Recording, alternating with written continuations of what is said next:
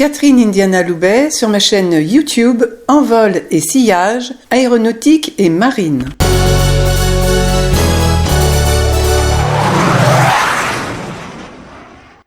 Chers auditeurs, nous sommes aujourd'hui à Roissy-Charles de Gaulle sur la plateforme. En fait, dans une des 3 tours de contrôle, je suis reçue par le commandant Bertrand, qui est commandant de l'élément R du contrôle aérien. Est-ce que c'est bien ça ? C'est presque ça, c'est l'élément R de contrôle d'approche, sous-entendu des approches parisiennes.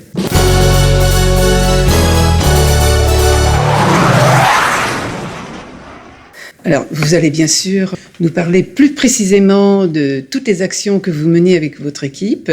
Et je dois préciser aussi pourquoi un élément R.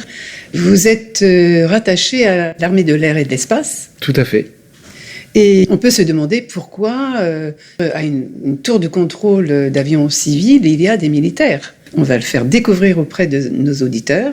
En tout cas, merci de me recevoir. Et je vous en prie, c'est un plaisir. Et vous m'avez, avant de commencer cette émission, vous m'avez fait visiter la tour au sol et ensuite carrément en haut avec une vue magnifique. Je pense qu'il y a beaucoup d'auditeurs qui aimeraient voir cette vue avec tous ces avions, ces pistes. Mais avant tout cela, on est passé devant quelque chose qui m'a vraiment interpellée. Une maquette comme sous un globe, en verre. Oui, tout à fait. C'est ça. Est-ce que vous pouvez déjà me décrire cette maquette ? Donc cette maquette se situe à l'entrée du centre aéroportuaire de navigation aérienne de Roissy. Elle se situe sous 2 photos aériennes des sites aéroportuaires de Roissy et Le Bourget. Et cette maquette représente le volume d'approches dans lesquelles les aéronefs entament leurs arrivées pour atterrir ou bien quittent la région parisienne pour gagner d'autres destinations. Et ce volume d'approches regroupe le volume de responsabilité de contrôle des approches parisiennes qui sont donc Roissy, Le Bourget et Orly. Et grossièrement, schématiquement, il représente un cube de 200 mètres carrés avec une hauteur de 6 km. Toutes les compagnies aériennes sont là, et des avions militaires également ? Donc c'est une des raisons de la présence de l'EACA, donc c'est notre élément R, dans cette approche de Roissy. C'est des aéronefs militaires évoluent également dans cet espace aérien parisien et charge aux contrôleurs militaires de Roissy d'assurer le contrôle de ces aéronefs et la coordination de toutes les opérations militaires qui peuvent être réalisées dans ce volume. Alors, apparemment, cette maquette montre quand même une dimension assez grande autour de Paris. Ça va en Beauvais, pour le nord à peu près, c'est ça ? Le sud, c'est Orly. C'est même beaucoup plus au sud qu'Orly. On peut tracer ce cube entre Rouen, Soissons. Au sud-est, on descend bien plus au sud que Melun. Et au sud-ouest, on va jusqu'à Chartres. C'est assez conséquent comme volume avec une altitude. On travaille en espace inférieur, donc en aéronautique on parle en pieds. Donc l'altitude va jusqu'à 19 500 pieds, ce qui équivaut à peu près à 6 km. Et alors, donc on parlait tout à l'heure des pistes. Donc à Roissy, il y a 4 pistes. 4 pistes. On dit qu'il y a 2 doublés, le doublé nord et le doublé sud. C'est la raison pour laquelle il y a plusieurs tours de contrôle, à savoir 3. Donc il y a une tour de contrôle dédiée au doublé sud, une au doublé nord, et une tour de contrôle en position centrale, qui est la tour historique de la plateforme de Roissy, et dans laquelle, lorsque la densité de trafic est moindre dans la journée, donc plutôt en soirée même, les contrôleurs civils se regroupent pour assurer le reste du trafic au-dessus de cette plateforme. Ici, nous sommes dans quelle tour alors ? Exactement, on est au pied de la tour centrale, zone dans laquelle se situe la salle d'approche de Roissy, qui s'occupe de l'approche des aéronefs qui atterrissent et décollent de Roissy et du Bourget. Et ensuite, plus au sud, la portion de ce volume dont on parle sous forme de cube, il y a une portion au sud qui est dédiée à Orly, plateforme sur laquelle se trouve une tour également de contrôle avec une salle d'approche dédiée. Est-ce que dans cette salle d'approche où nous sommes allés d'ailleurs, pour nos auditeurs, on peut déjà la décrire, elle est très grande. Oui. Elle est assez sombre. Est-ce que c'est par rapport aux écrans? Parce qu'en fait, c'est une grande salle à l'ambiance feutrée, comme on voit un peu dans les films d'ailleurs, aux informations, avec énormément d'écrans, avec des petites lumières, des hommes, des femmes, avec des casques audio, des micros, casques et micros. Voilà. Ce sont des métiers particuliers, ce sont des métiers de précision, ce sont des métiers... comment peut-on décrire un contrôleur aérien? C'est un métier particulier dans la mesure où il faut être concentré lorsqu'on fait son travail. Évidemment, il faut être alerte et vif d'esprit pour gérer des situations qui évoluent rapidement, puisque ça évolue à la vitesse des avions, quand bien même ils sont en approche et en décollage, les vitesses sont tout de même assez élevées, et d'autant plus qu'en région parisienne, la densité de trafic sur ces aérodromes est très forte.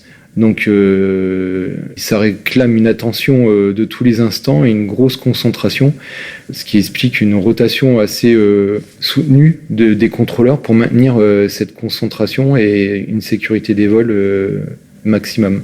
Oui, parce que vous me disiez aussi, à un moment donné, quand nous sommes montés à la tour de contrôle, carrément, comment appelle-t-on là-haut Dans la vigie, ça s'appelle la vigie. La vigie centrale. Magnifique vue sur tout l'aéroport, avec le trafic au sol, le trafic en l'air. Et vous me disiez que les avions arrivent non plus toutes les 2 minutes, mais toutes les 90 secondes. Alors, au maximum du séquençage d'atterrissage des aéronefs, ils sont séquencés à 90 secondes pour absorber un maximum de densité de trafic. Et ça, c'est lorsque la plateforme est techniquement disponible de manière optimale, à savoir avec les 2 doublés de pistes disponibles. Et actuellement, parce qu'on a vu qu'actuellement, il y a des travaux sur une piste, donc sur un doublé, il n'y a plus qu'une piste disponible, ce qui fait que cette piste sert à l'atterrissage et au décollage, alors que le principe du doublé, c'est de faire que l'une sert à l'atterrissage et l'autre au décollage. Alors vous-même, en tant que contrôleur militaire, que gérez-vous là dans ce cas-là avec les civils? Comment ça se passe avec les contrôleurs civils? Alors la première raison de la présence de l'élément R dans cette approche de Roissy, c'est de coordonner les activités militaires avec les activités civiles dans cet espace parisien qui est très complexe, parce on schématise un cube, mais en vérité, lorsqu'on regarde la documentation aéronautique pour les plus experts, c'est un millefeuille de zones qui se superposent et qu'il est difficile à appréhender, il faut avoir une certaine expertise pour s'y retrouver lorsqu'on évolue, qu'on est pilote, lorsqu'on évolue dans ces zones, et lorsqu'on est contrôleur pour savoir où se situer et quelles sont les procédures qu'on doit respecter. L'intérêt de cet élément R, c'est d'assurer cette coordination civilo-militaire et également de donner un service de contrôle avec la bonne expertise en rapport à cette complexité des espaces parisiens. Ensuite, le contrôleur militaire à Roissy, lui, ne travaillera que sur les positions dans l'approche, c'est-à-dire au pied de la vigie. Les contrôleurs militaires n'assurent pas l'atterrissage et le décollage des aéronefs sur les pistes de Roissy. Donc il n'y a pas de contrôleurs militaires présents dans les vigies. L'essentiel du trafic étant civil, ce sont les contrôleurs civils qui s'occupent des atterrissages et décollages à proprement parler. Donc vous n'êtes pas, on va dire... On travaille très peu dans la vigie. Dans la vigie. Vous êtes plutôt, alors donc, au niveau on est dans cette salle d'approche, au pied de la tour. Au pied de la tour, au niveau donc du tarmac. Exactement. Voilà. Et donc vous avez vu sur tous les avions... alors depuis la salle d'approche, non, mais lorsque ensuite on sort de cette salle d'approche et qu'on se rend dans les bureaux qui l'entourent, oui, on a une vue sur principalement le terminal 1 et les aéronefs qui se situent autour. Est-ce qu'il arrive, j'espère que c'est rare, des alertes éventuelles, je ne sais pas, un avion justement qui rentre dans le territoire, si on peut dire, aérien, soit un avion qui s'est perdu, soit, je pense plutôt aux petits avions, aux avions de tourisme, ou alors d'autres événements. Tout au long de l'année, on vit ce genre d'événements. C'est la mission principale des contrôleurs de l'unité.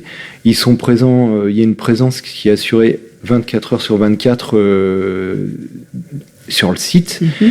Et donc, Les contrôleurs militaires sont toujours en position pour assurer le contrôle de ce qu'on appelle la police du ciel. Donc ça peut être un vecteur type hélicoptère ou un chasseur.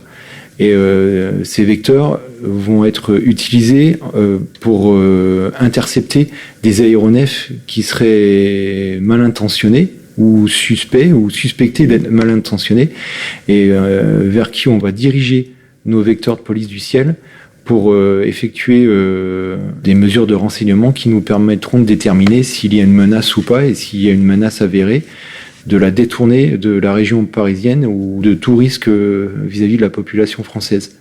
Ça peut être aussi également ces vecteurs de police du ciel peuvent être utilisés dans le cas en effet, pour fournir une assistance en vol à un aéronef qui rencontrerait un problème technique, ou bien, comme vous dites, des avions de tourisme qui seraient perdus. Par exemple, ça a été le cas au début de cette année où 2 aéronefs de tourisme avec à bord des jeunes pilotes ont perdu la vue du sol. Ils effectuaient un trajet entre le Jura de mémoire et la Champagne. Ayant perdu les repères au sol, ils se sont retrouvés au nord de l'aéroport de Roissy.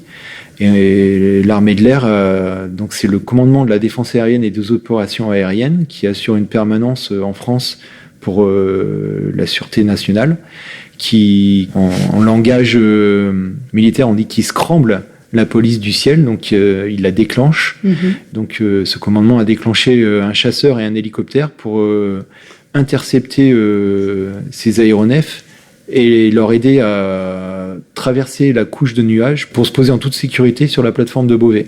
Donc les contrôleurs de Roissy étaient à la manœuvre pour guider les pilotes de ces vecteurs sur les avions de tourisme.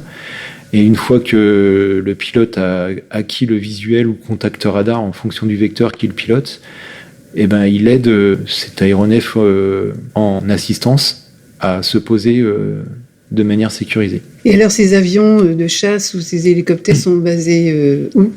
Alors ils sont répartis sur le territoire français de manière à ce qu'il y ait une intervention la plus rapide possible sur ce genre de mission. Oui. Vous-même, donc, vous avez eu justement un avion qui s'est perdu. Alors moi-même en tant que contrôleur, je l'ai vécu, mais c'était pas sur Roissy. C'était plutôt dans ma carrière, lorsque dans notre formation, on est formé donc pour réaliser ce genre d'interception. Et oui, ça m'est arrivé de guider un chasseur. C'était essentiellement des chasseurs, parce que je travaillais plus en haute altitude qu'en basse altitude, tel qu'on le fait aux abords d'une plateforme aéronautique.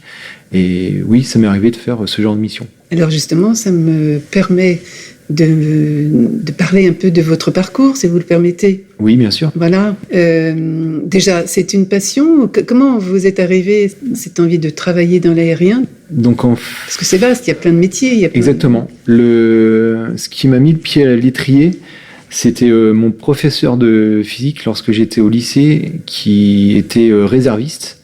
Donc à l'époque, je vous parle de ça, c'est fin des années 80, début 90, le service militaire existait encore.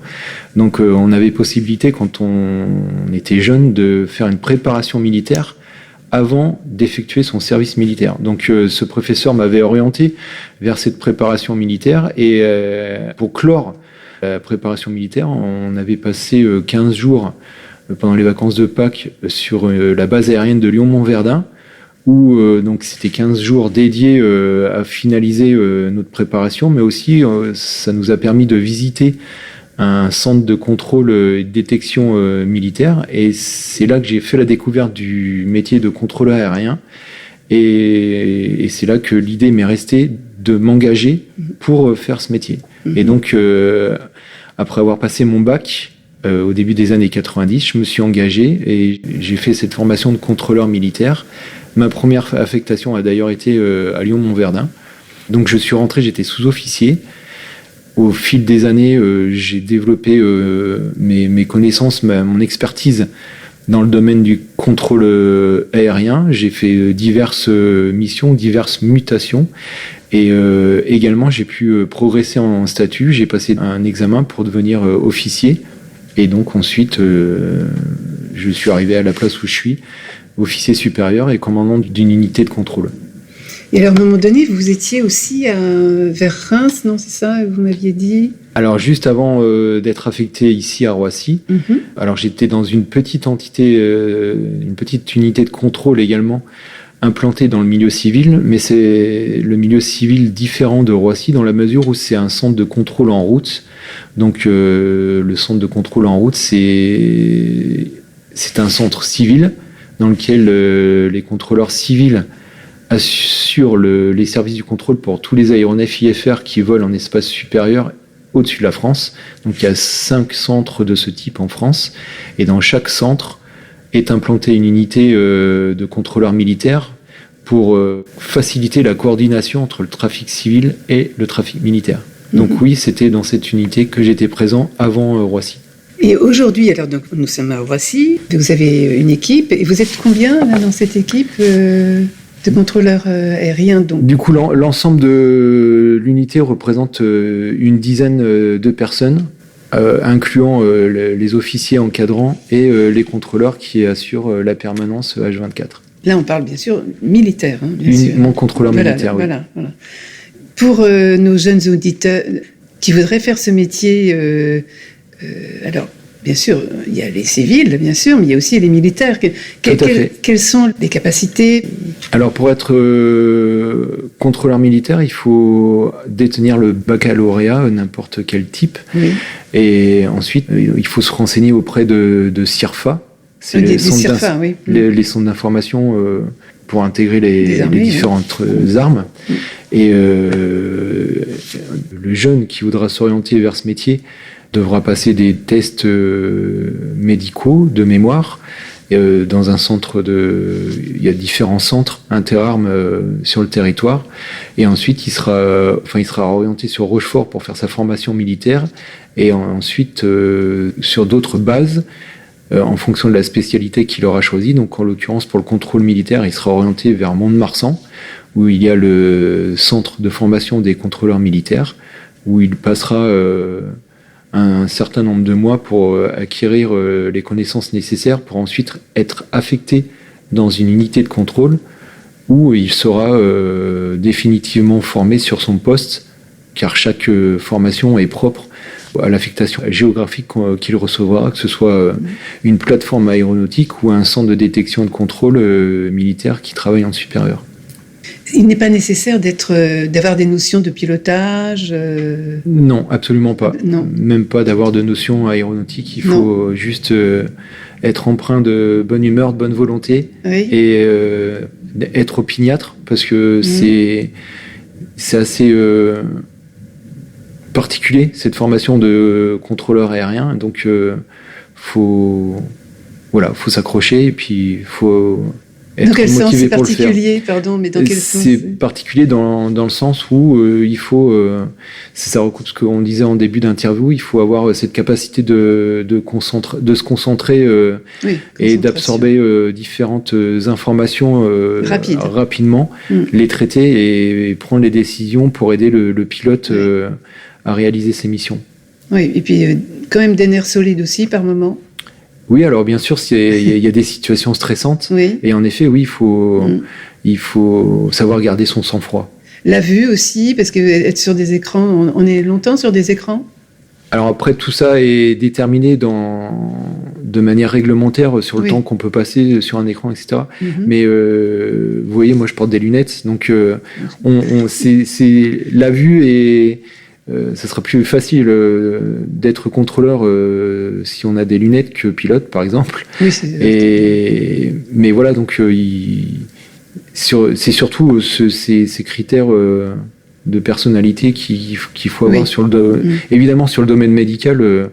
Il faut être en bonne santé, mais c'est le principe de la vie médicale au tout début du parcours lorsqu'on veut s'engager, qui indique si on est apte ou pas.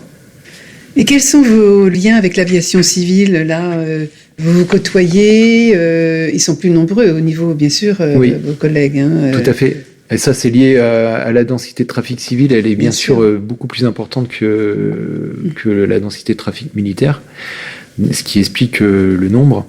À Roissy, l'entité militaire de mémoire a toujours existé depuis la création de la plateforme et de la salle d'approche. Historiquement, c'était lié à la position proche de la base de Creil au nord de Roissy, donc il fallait coordonner ces deux activités, raison pour laquelle il y a toujours eu une entité militaire à Roissy. D'ailleurs, ce n'est pas le cas sur d'autres plateformes françaises. Ça n'était pas le cas avant 2010, de mémoire, dans les centres civils de navigation aérienne. Mais depuis, cette coordination en fait s'est renforcée par la présence des militaires dans les centres de contrôle civils. Forcément, le fait d'être présent, de voir les interlocuteurs civils et militaires en face à face, ça permet de développer, de faciliter la communication. C'est la base. Et donc, on travaille. Les relations sont très bonnes en règle générale avec la partie civile. On travaille en bonne intelligence en coordonnant nos activités et en faisant en sorte que les buts de chacun soient respectés. Forcément, pour la partie civile, c'est plus un but commercial.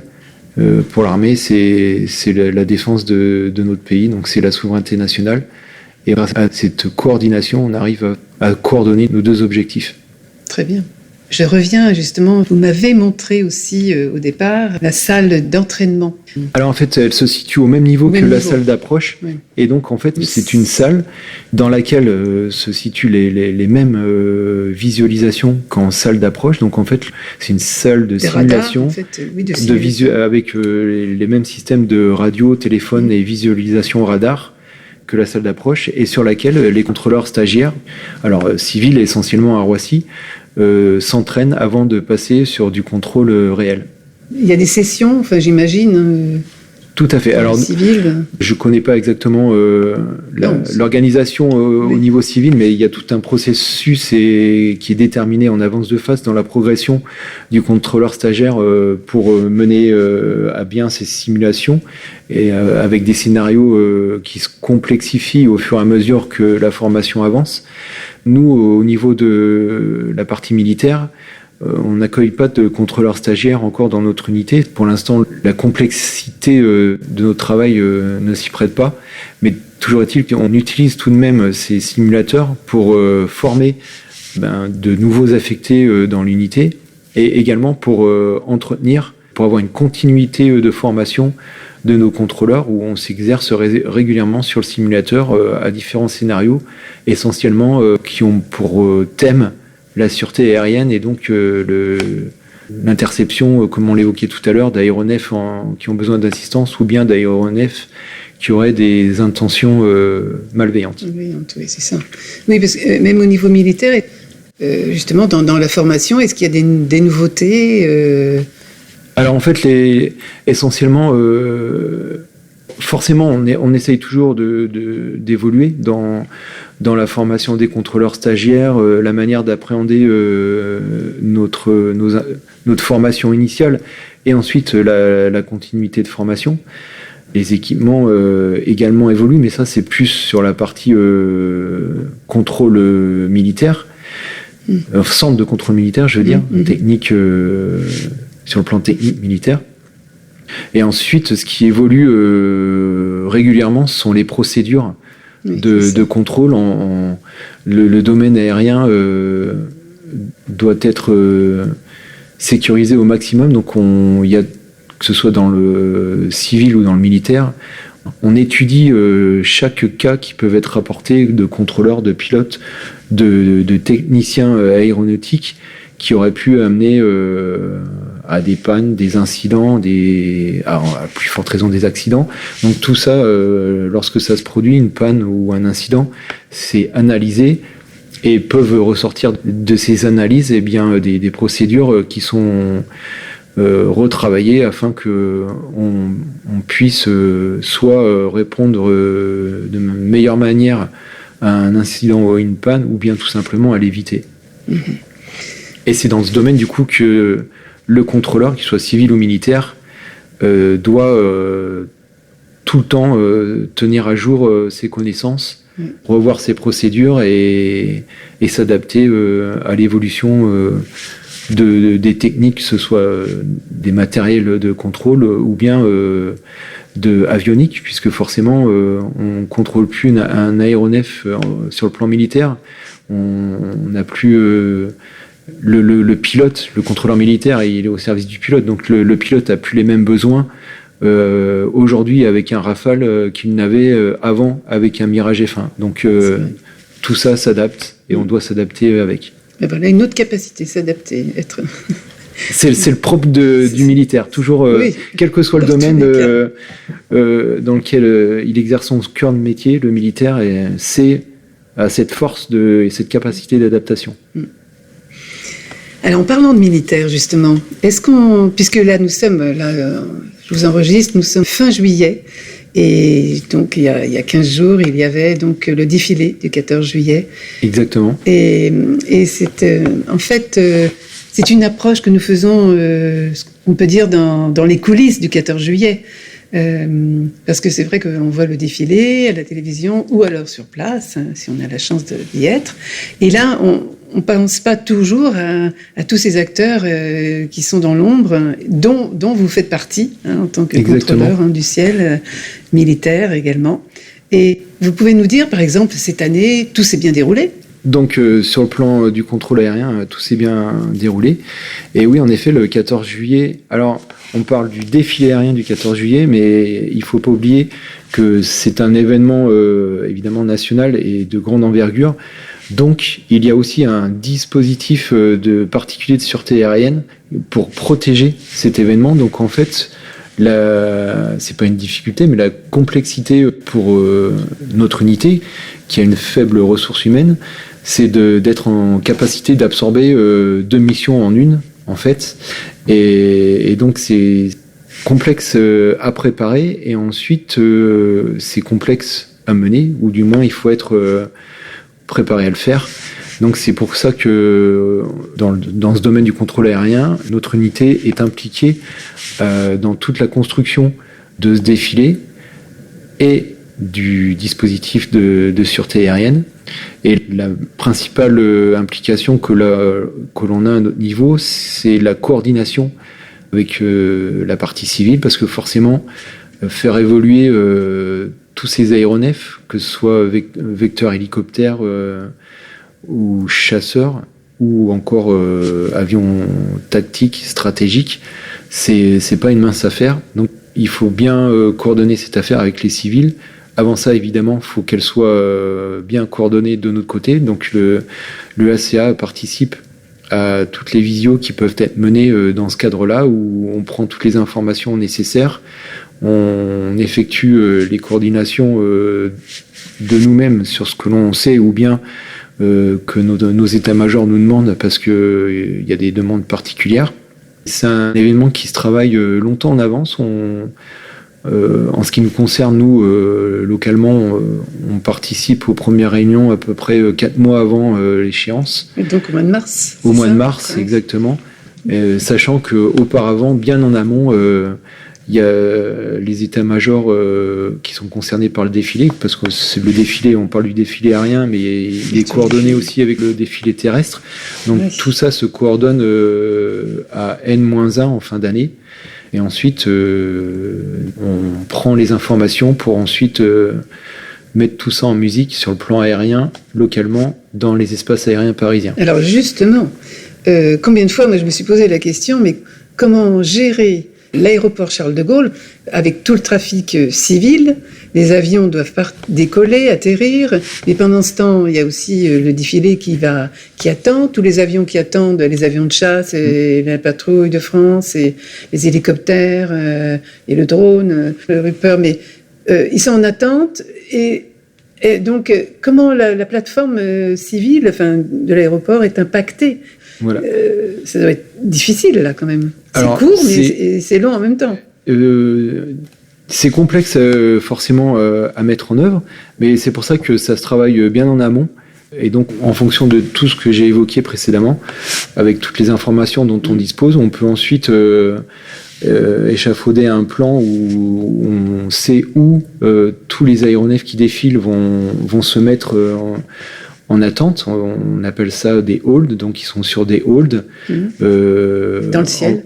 bien à l'ouest de Paris, des halls qui sont sous responsabilité de l'EACA ici à Roissy, ou encore de l'approche d'Évreux et ainsi que celle de Villacoublay.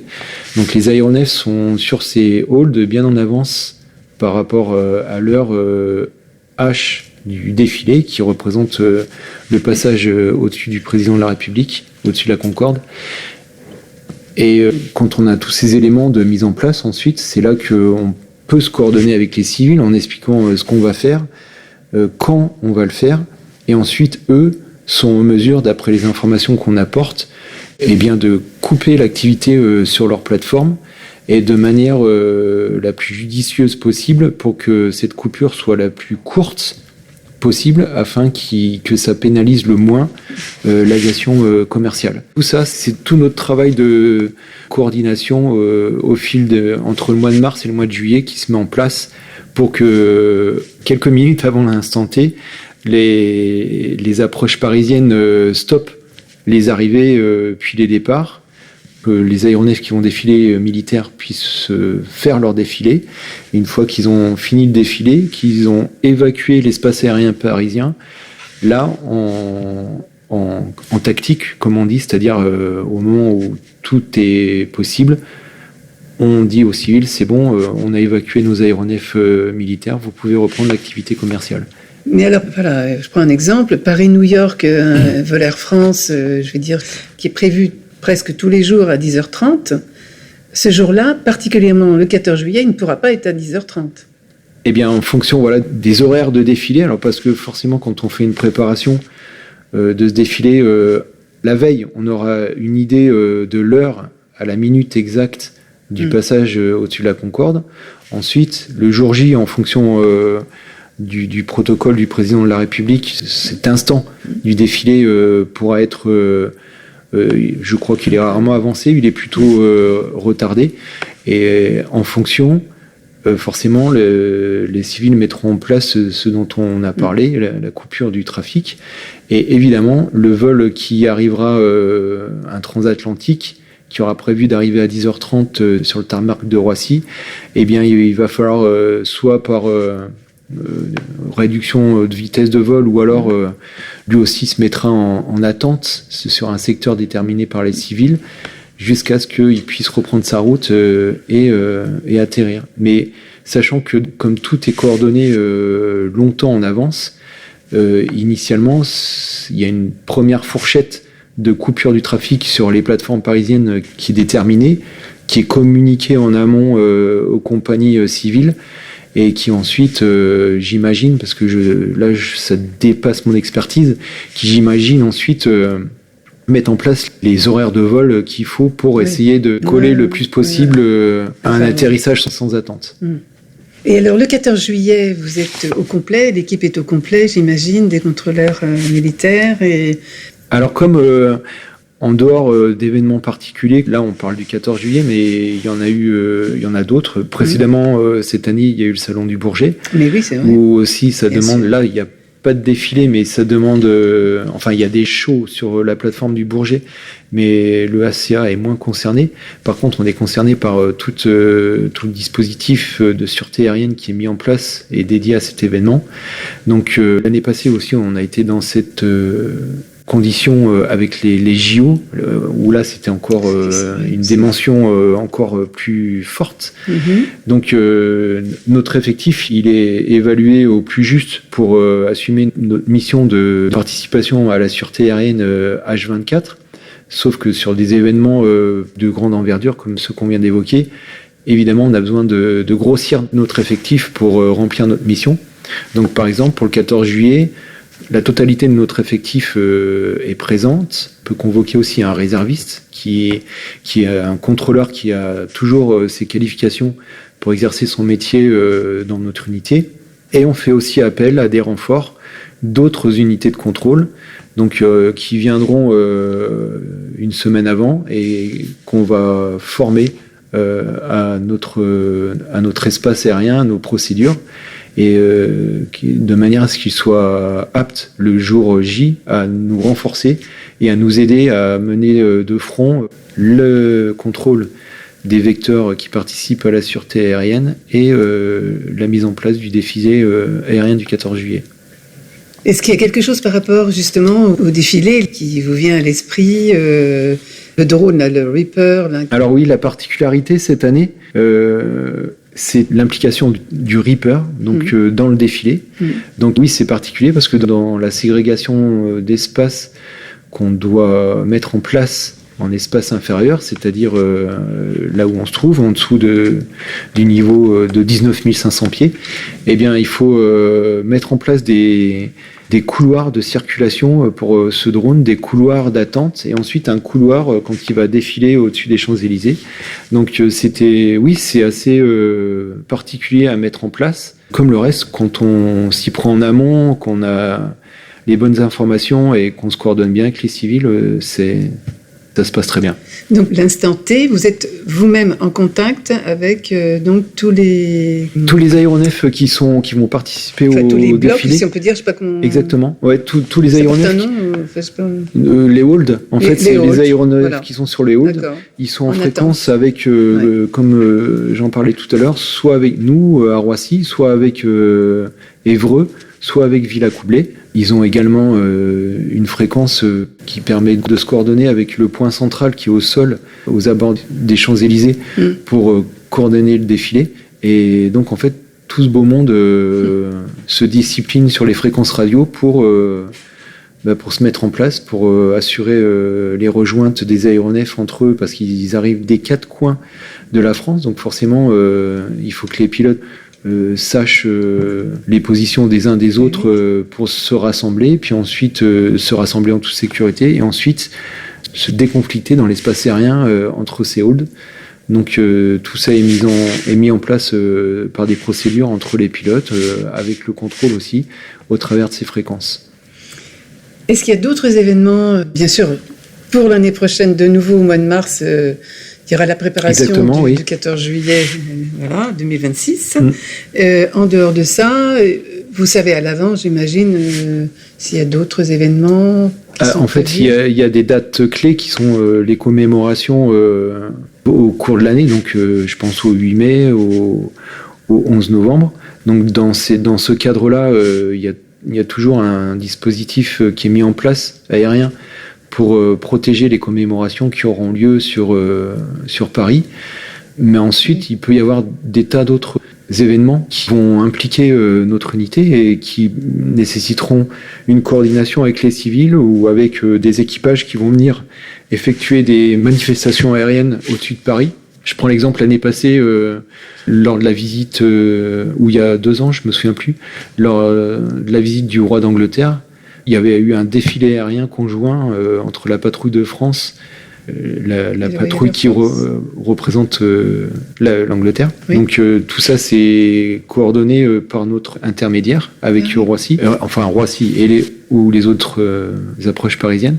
Donc il y a des tas d'événements comme ça qui peuvent surgir avec plus ou moins d'anticipation selon ce qui se passe. Il faut être maniable, encore une fois. Pardon ? Il faut être maniable, il faut être encore... Exactement, oui. Et puis, je pense par exemple à cette année où avait eu lieu une réunion des chefs d'état-major des armées européennes, qui a eu lieu à Paris. Ça s'est fait sous court préavis. Et sous court préavis, le CDAOA est capable de mettre en place un dispositif de sûreté, et forcément, l'unité étant impliquée dans la région parisienne, on sera concerné. Donc oui, en effet, on s'adapte même à court préavis. C'est, comme on l'a dit, c'est la force du militaire. Et sinon, vous êtes rattaché à la base de Taverny ? Donc voilà, depuis 1 an, on est rattaché à la base aérienne de Taverny. Auparavant, nous étions rattachés à la base aérienne de Creil, mais l'entité a cessé d'exister. En fait, on est toujours, pour le soutien administratif ou d'autres soutiens, on est rattaché à la base de Taverny, mais on a également des accès sur la base de Creil pour d'autres soutiens. Et depuis combien de temps êtes-vous là, vous-même Alors moi, personnellement, je suis arrivé en été 2023. Oui. Initialement, j'ai fait chef des opérations pendant 1 an, et ensuite je suis passé commandant d'unité. Et l'unité existe en tant que telle et à part entière depuis 2016, date à laquelle la plateforme de Creil a fermé. Donc il a plus été possible pour des aéronefs de se poser sur cette plateforme. Donc l'escadron de circulation aérienne de Creil a été dissous et l'élément R du contrôle des approches parisiennes a été créé à part entière, puisque auparavant ce sont les contrôleurs de l'escadron de Creil qui venaient pendant une semaine. Il y avait des rotations qui étaient en place ici à Roissy pour faire cette coordination. Et comme cet escadron de circulation aérienne de Creil a fermé, a été dissous, l'unité a été créée en 2016. Vous faites à peu près combien d'heures par semaine ? En fait, ça dépend du poste qu'on occupe, mais un contrôleur aérien, c'est un binôme qui reste présent H24. Il a facilement 3 à 4 permanences par semaine. Enfin bref, c'est vraiment une moyenne. Voilà, on fait le calcul 3 à 4 fois 24 heures par semaine sur place. Il y a un fort taux de présence. Voilà, donc il y a une rotation qui est organisée pour cela. Et c'est 24 heures sur 24 ? Voilà. Il y a ça aussi. 7 jours sur 7. Il y a toujours un binôme contrôleur militaire présent sur le site de Roissy, donc potentiellement dans la salle d'approche. Et avez-vous quelque chose de particulier à nous dire ? Soit votre métier, soit le contrôle aérien, justement, en général, l'aviation. Mon message, il s'adresserait surtout à notre jeunesse. Si on veut faire un métier qui donne la possibilité de s'impliquer de forte manière dans l'aéronautique, forcément, le premier métier qui vient à l'esprit, c'est pilote. Mais ensuite, si on n'arrive pas à être pilote, contrôleur, ça demande une grosse implication dans ce métier aéronautique. Et en plus, en tant que...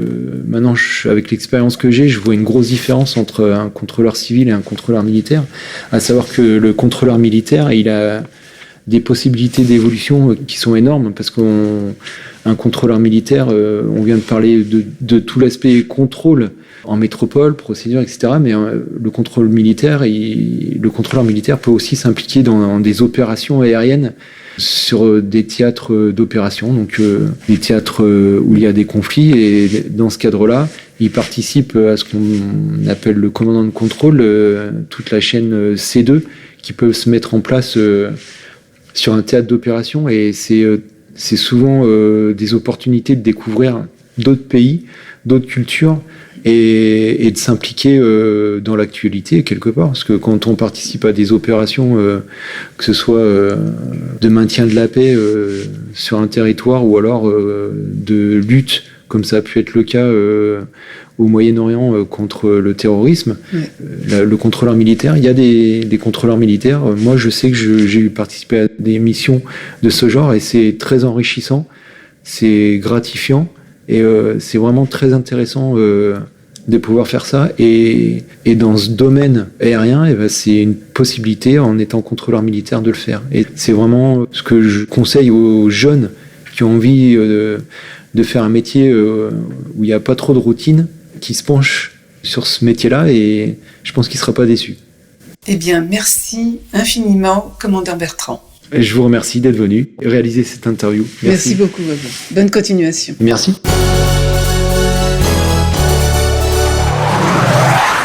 Je vous dis à très bientôt pour d'autres émissions sur YouTube. Envol et Sillage, Catherine Indiana Loubet.